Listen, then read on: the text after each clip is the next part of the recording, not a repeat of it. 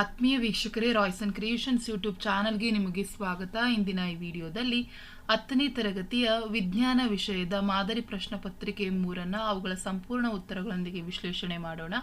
ಯಾರೆಲ್ಲ ಮೊದಲ ಬಾರಿ ನಮ್ಮ ಚಾನಲ್ ನೋಡ್ತಾ ಇದ್ದೀರಾ, ಸಬ್ಸ್ಕ್ರೈಬ್ ಮಾಡಿ ಹಾಗೂ ನಿಮ್ಮ ಫ್ರೆಂಡ್ಸಿಗೆ ಶೇರ್ ಮಾಡಿ. ಸೊ ಈಗ ಆಲ್ರೆಡಿ ಬೋರ್ಡಿಂದ ಬಿಟ್ಟಿರುವಂತಹ 2 ಮಾದರಿ ಪ್ರಶ್ನೆ ಪತ್ರಿಕೆ ಮತ್ತು ಬ್ಲೂ ಪ್ರಿಂಟ್ ಬಗ್ಗೆ ನಾವು ಡಿಸ್ಕಷನ್ ಮಾಡಿದ್ದೀವಿ.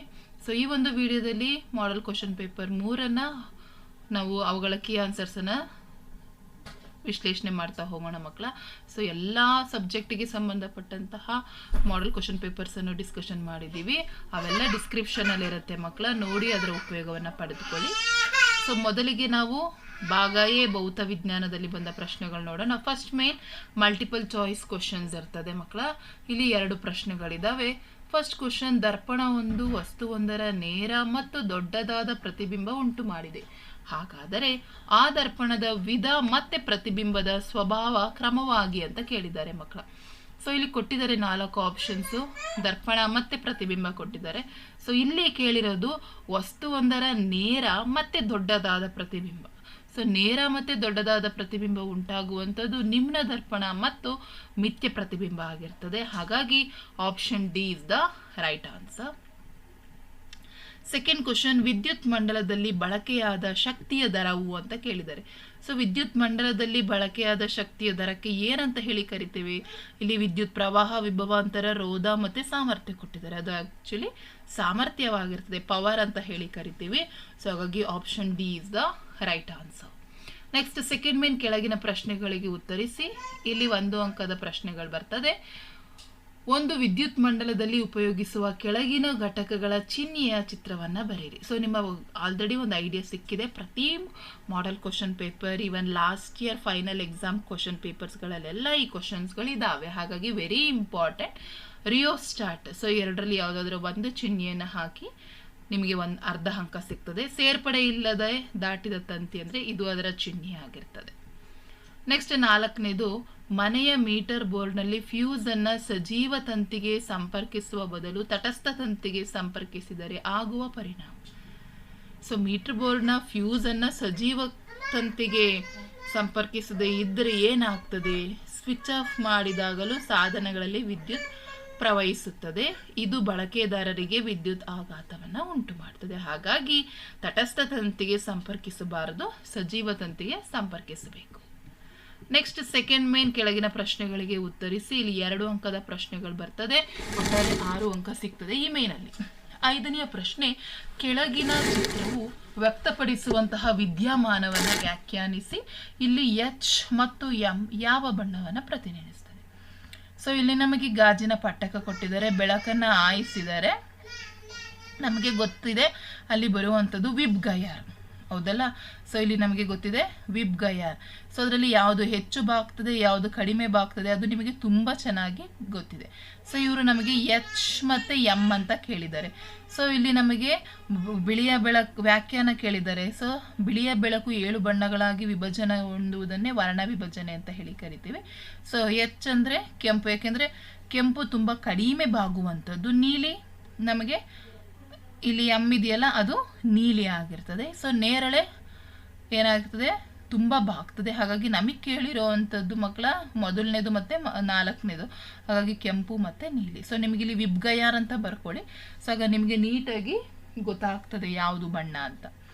6ನೇ ಪ್ರಶ್ನೆ, ವಾಹಕವೊಂದರ ರೋಧವು ಆ ವಾಹಕದ ಉದ್ದ ಮತ್ತು ಆ ವಾಹಕದ ಅಡ್ಡ ಕೊಯ್ದು ವಿಸ್ತೀರ್ಣದೊಂದಿಗೆ ಹೇಗೆ ಸಂಬಂಧಿಸಿದೆ?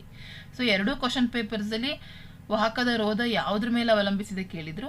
ಇಲ್ಲಿ ಇವೆರಡು ಹೇಗೆ ಸಂಬಂಧಿಸಿದವೆ ಕೇಳಿದ್ದಾರೆ. ಸೊ ವಾಹಕದ ರೋಧವು ಅದರ ಉದ್ದಕ್ಕೆ ನೇರ ಅನುಪಾತದಲ್ಲಿರುತ್ತದೆ. ವಾಹಕದ ಉದ್ದ ಹೆಚ್ಚಾದಂತೆ ರೋಧವು ಸಹ ಹೆಚ್ಚಾಗ್ತದೆ. ವಾಹಕದ ರೋಧವು ಅದರ ಅಡ್ಡ ಕೊಯ್ದು ವಿಸ್ತರಣಕ್ಕೆ ವಿಲೋಮ ಅನುಪಾತದಲ್ಲಿ ಇರ್ತದೆ. ವಾಹಕದ ಅಡ್ಡ ಕೊಯ್ದದ ವಿಸ್ತೀರ್ಣ ಅಥವಾ ದಪ್ಪ ಹೆಚ್ಚಾದಂತೆ ರೋಧ ಕಡಿಮೆ ಆಗ್ತಾ ಹೋಗುತ್ತೆ. ಹಾಗಾಗಿ ಇವೆರಡೂ ಸಹ ಏನಾಗಿದೆ, ಸಂಬಂಧವನ್ನು ಹೊಂದಿರೋದನ್ನು ನಾವು ನೀಟಾಗಿ ತಿಳಿಸ್ಬೋದು. ಸೊ ಆ ಪ್ರಶ್ನೆಗೆ ಆಪ್ಷನ್ ಕೊಟ್ಟು ಇಲ್ಲಿ 20 ಡಿಗ್ರಿ ಸೆಲ್ಸಿಯಸ್ನಲ್ಲಿ ಕಂಡುಬರುವ ಕೆಲವು ವಸ್ತುಗಳ ರೋಧಶೀಲತೆಯನ್ನು ಕೆಳಗಿನ ಕೋಷ್ಟಕದಲ್ಲಿ ನೀಡಲಾಗಿದೆ. ಅದನ್ನು ವೀಕ್ಷಿಸಿ ಕೆಳಗಿನ ಪ್ರಶ್ನೆಗಳಿಗೆ ಉತ್ತರಿಸಿ. ಸೊ ಬೆಳ್ಳಿ ಕೊಟ್ಟಿದ್ದಾರೆ, ತಾಮ್ರ, ಟಂಗ್ಸ್ಟನ್, ನೈಕ್ರೋಮ್ ಕೊಟ್ಟಿದ್ದಾರೆ. ಅರ್ಥ ಆಗ್ತಾ ಇದೆಯಾ? ಸೊ ಇವುಗಳಲ್ಲಿ ನಾವೀಗ ಏನು ಮಾಡಬೇಕು ಅಂತ ಹೇಳಿದರೆ ಅರ್ಥ ಮಾಡ್ಕೊಳ್ಳಿ.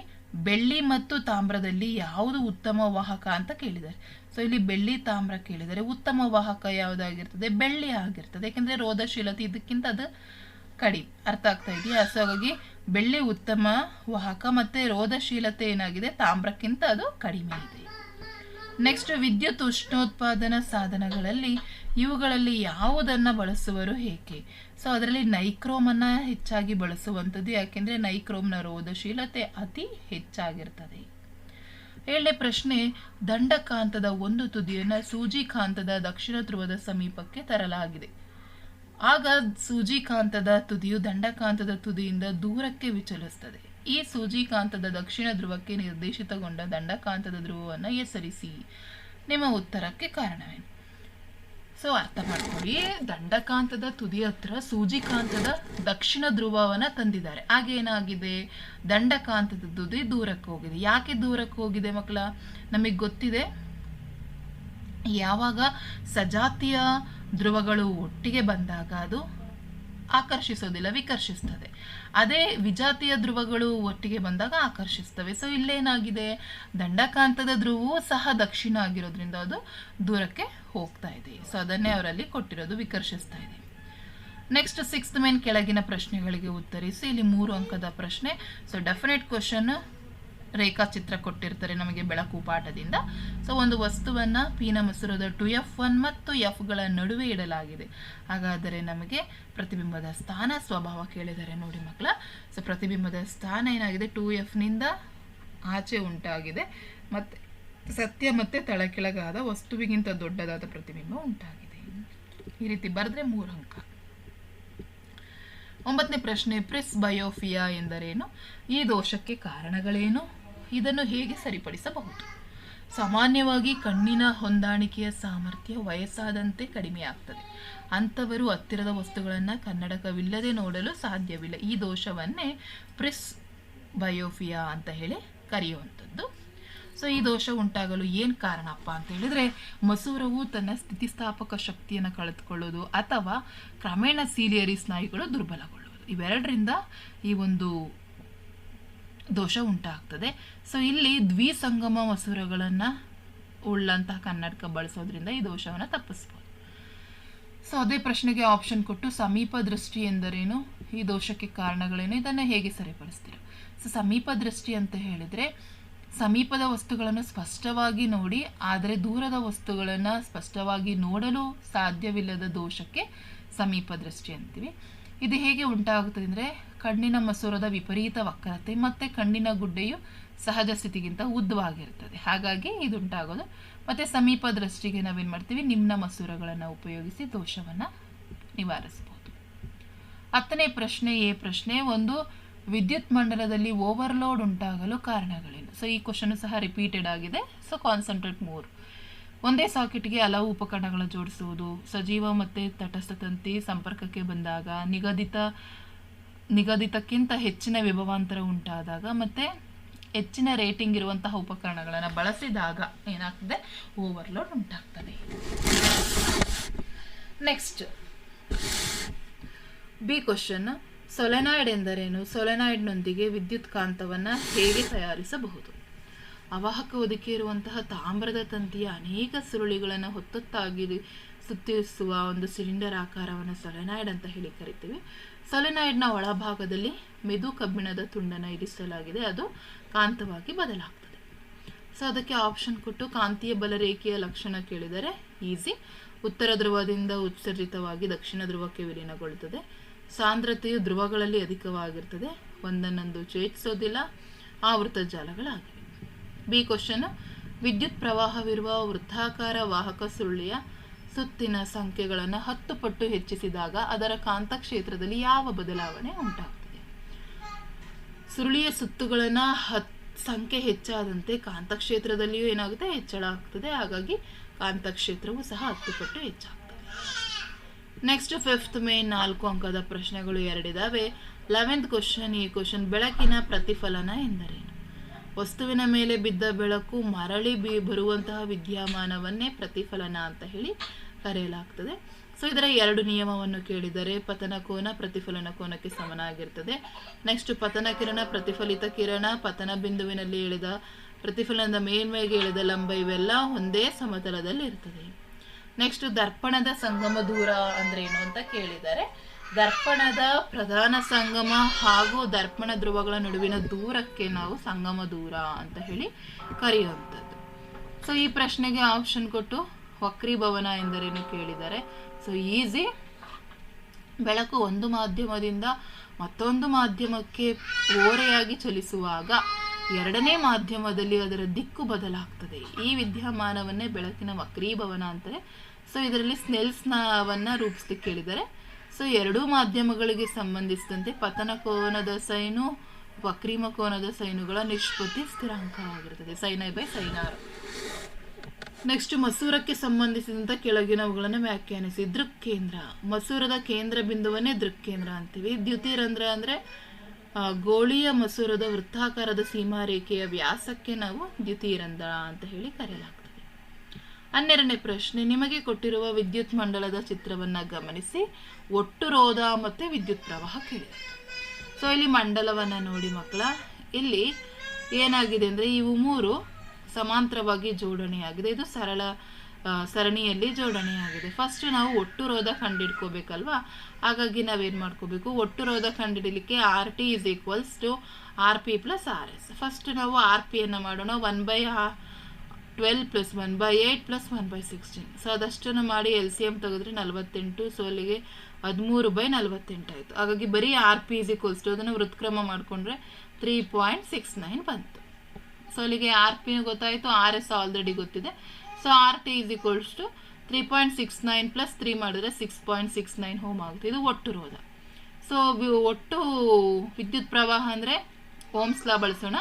I is equals to V by R. So V ಅವರೇ ಕೊಟ್ಬಿಟ್ಟಿದ್ದಾರೆ, 9 ಅಂತ ಕೊಟ್ಟಿದ್ದಾರೆ. ಇಲ್ಲಿ ಈ ಚಿತ್ರ ನೋಡಿ, 9 ಡಿವೈಡೆಡ್ ಬೈ 6.69 ಮಾಡಿದ್ರೆ 1.345 ಆಮ್ಸ್ ಆಗ್ತದೆ.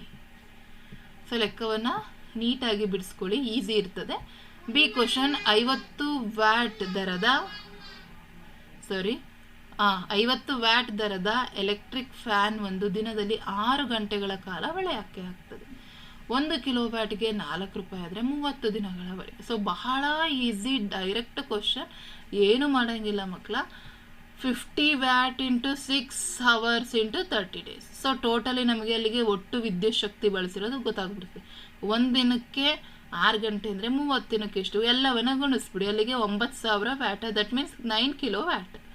1 ಕಿಲೋ ವ್ಯಾಟಿಗೆ 4 ರೂಪಾಯಿ ಆದರೆ 9 ಕಿಲೋ ವ್ಯಾಟಿಗೆ 36 ರೂಪಾಯಿ ಆಗ್ತದೆ.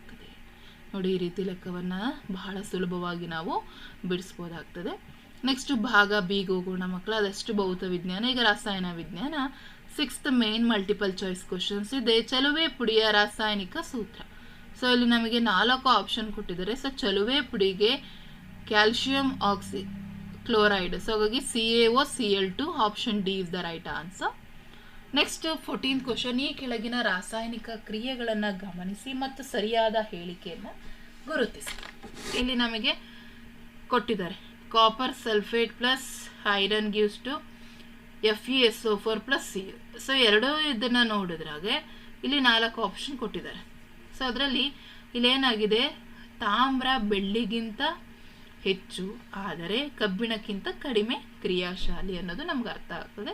ಹಾಗಾಗಿ ಆಪ್ಷನ್ ಸಿ ಉತ್ತರ ಕರೆಕ್ಟ್ ಆಗಿದೆ. 15ನೇ ಕ್ವಶನ್, ಕೆಳಗಿನ ರಚನಾ ಸೂತ್ರದಲ್ಲಿ ಇದೇ ಸಂಯುಕ್ತದ ಅಣುಸೂತ್ರ ಹೊಂದಿರುವ ಮತ್ತೊಂದು ರಚನೆಯನ್ನ ಬರೆಯಿರಿ.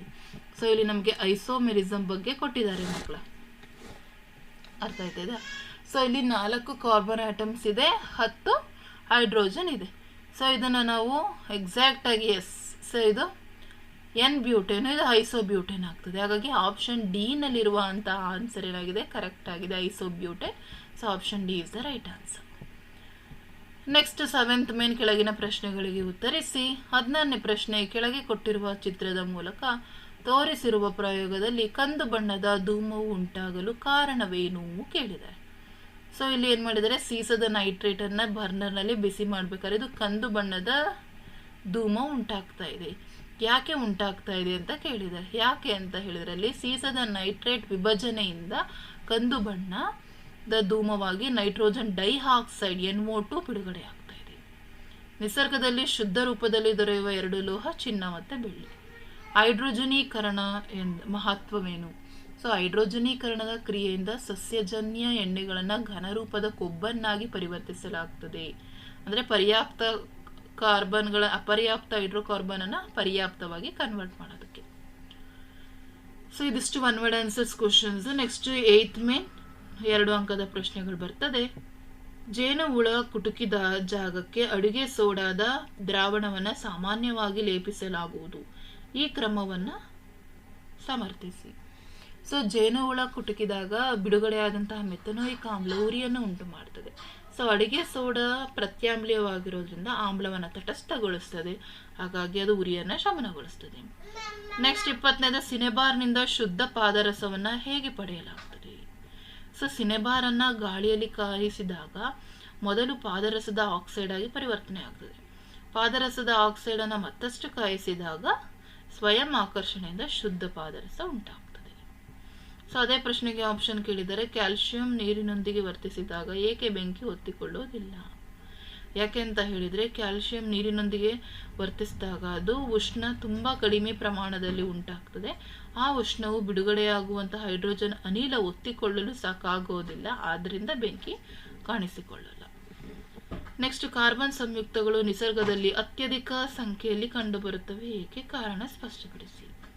ಸೊ ಕಾರ್ಬನ್ನಿಗಿರುವಂತಹ ಚತುರ್ವೇಲೆನ್ಸಿಯ ಗುಣವು ಇದಕ್ಕೆ ಕಾರಣ. ಮತ್ತು ಈ ಗುಣದಿಂದಾಗಿ ಕಾರ್ಬನ್ 4 ಇತರೆ ಕಾರ್ಬನ್ ಪರಮಾಣುಗಳೊಂದಿಗೆ ಅಥವಾ ಏಕವೇಲೆನ್ಸಿಯ ಧಾತುಗಳೊಂದಿಗೆ ಜೋಡಣೆಗೊಳ್ಳುವ ಸಾಮರ್ಥ್ಯ ಹೊಂದಿದೆ. ಇದರಿಂದಾಗಿ ಕಾರ್ಬನ್ ಸಂಯುಕ್ತಗಳು ನಿಸರ್ಗದಲ್ಲಿ ಅತ್ಯಧಿಕವಾಗಿ ಕಂಡುಬರ್ತವೆ. ಸೊ ಇದಿಷ್ಟು ಕ್ವಶನ್ ಆನ್ಸರ್ಸ್ ಮಕ್ಕಳ ನಿಮಗೆ ಈ ವಿಡಿಯೋದಲ್ಲಿ ನೀವು ತಿಳ್ಕೊಂಡಿದ್ದೀರಾ. ಸೊ ಉಳಿದಂತಹ 22ರಿಂದ 38ರವರೆಗೆ ಬರುವಂಥ ಕ್ವಶನ್ಸನ್ನು ನಾನು ನನ್ನ ಮುಂದಿನ ವಿಡಿಯೋದಲ್ಲಿ ಅವುಗಳ ಸಂಪೂರ್ಣ ಉತ್ತರಗಳೊಂದಿಗೆ ಡಿಸ್ಕಷನ್ ಮಾಡ್ತೀನಿ ಮಕ್ಕಳ. Thank you for watching this video.